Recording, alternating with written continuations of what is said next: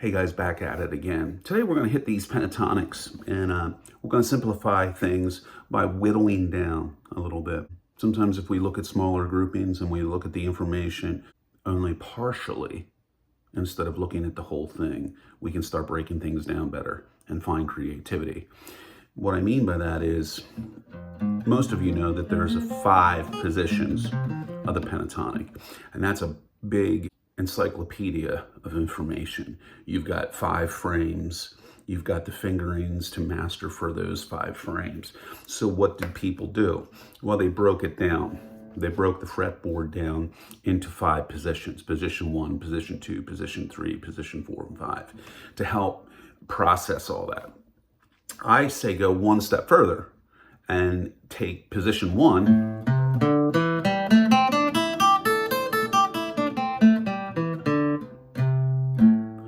and break that down. So in other words, you're only thinking about, we're going to take position 1, we're going to break it down into 5 parts. Part 1, part 2, part 3, part 4, and part 5.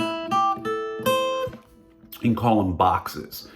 For instance, if you play, the last 2 that I did, 1, 4, 1, 4. If you were to connect those dots, you'd end up with a rectangle. If you connected these dots, we'd have another box. Not parallel there, but we're still calling that a box. The 2 middle strings, perfect box. 5 and 4, perfect box. And then 6th string, again, a little bit irregular, but we're still thinking of it in terms of box shapes. So if we take this first, we have 4 notes there, and what we're going to try to do is get as motion's the lotion here. A lot of times people get really hung up on what note am I playing, what scale am I playing, what's the scale form look like. And the notes are obviously very important, but the order with which you play those notes is equally as important. And that's where a lot of creativity comes from. A lot of guys will get frustrated with their soloing because they have one motion, up and down the stairs.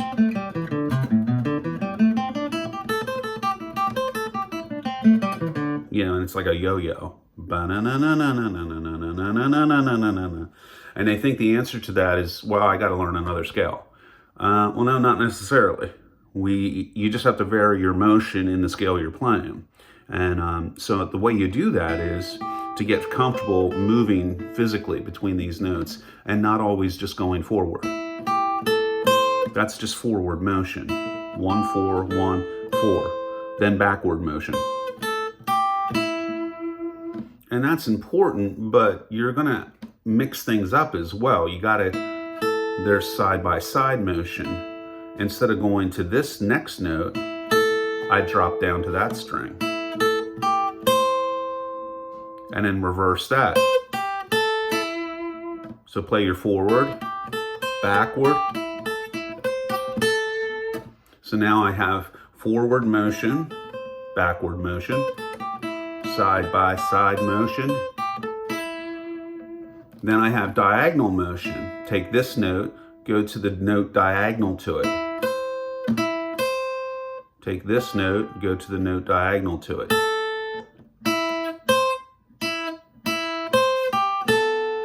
So I have my forward motion, backward motion, side-by-side motion, diagonal motion. Forward, backward, side by side, diagonal. I find that super, super helpful. There's also chromatic motion. So when you play chromatically, the note before the scale tone is going to be available to you. So you got 1, 4, 1, 4. So here's my scale tone and my scale tone. I can go 3, 4. So the note before the scale tone there is available to me. The note before the scale tone there is available to me. Half step back, half step back. Same on the first string. Half step back, half step back. At the core, we're only working with 4 notes. And backward. Now get as much variety out of the sound out of those 4 notes that you possibly can, side by side. Put a bend in there for good measure. Go diagonally.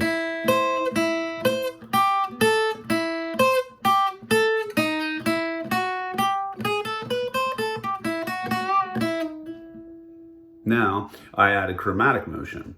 All you were hearing, guys, was 4 notes. But if I were to continue to play that,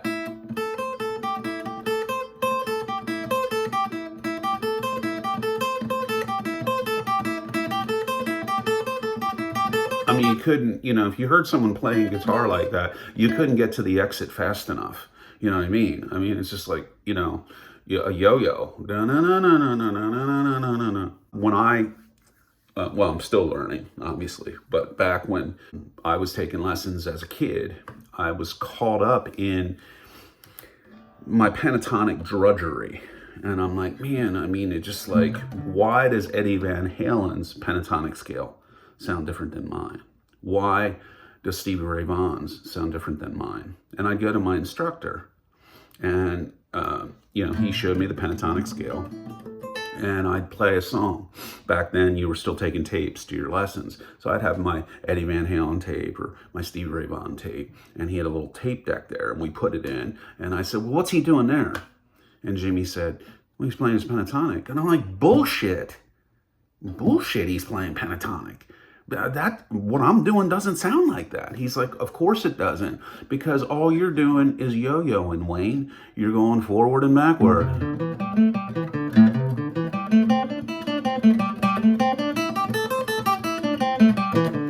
And I was like, oh, so you mean the order with which I play those notes is important? And he was like, yeah, that's what I'm saying. So then began a whole new endeavor for me, because I thought I had all 5 positions of the pentatonic down. And I said, oh, okay, well, I got this. Now I guess I'm ready for, where are the cool scales? Like, what's the cool scale? And I didn't realize that while I was playing a pentatonic and I was playing through that frame, but I wasn't playing the pentatonic. I was just playing the robotic frame that you have to memorize in order to start to do creative things. So I missed that whole thing. And then when I endeavored to get back into that, then I said, well, you know, just take this pentatonic position 1 apart. First 4 notes, backward, sideways, side by side notes, diagonal notes,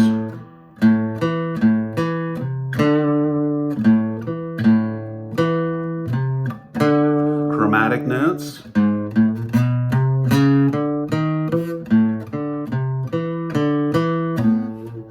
and I was doing all that with 4 notes. Suddenly turned into a lot more.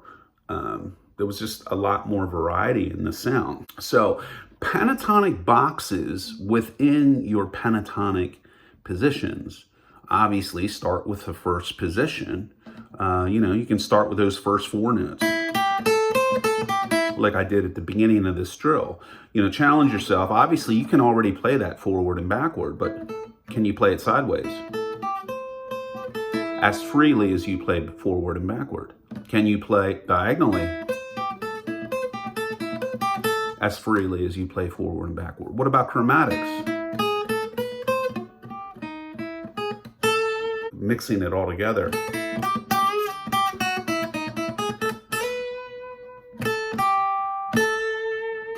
So now you have a lot of different motion going, and that's giving you some variety in your sounds. So one very, very small concept, guys, but again, breaking these, you know, these big, huge encyclopedias of information and breaking it down into, okay, well, let me just read the first page, or let me just read this chapter. So what we're doing is just trying to break all that down into smaller units to find some comfort, because you're going to find some frustration, you know, because if you're used to that forward and back motion, if you start playing on it, you're like, man, that feels weird. And it will, because you're not doing it.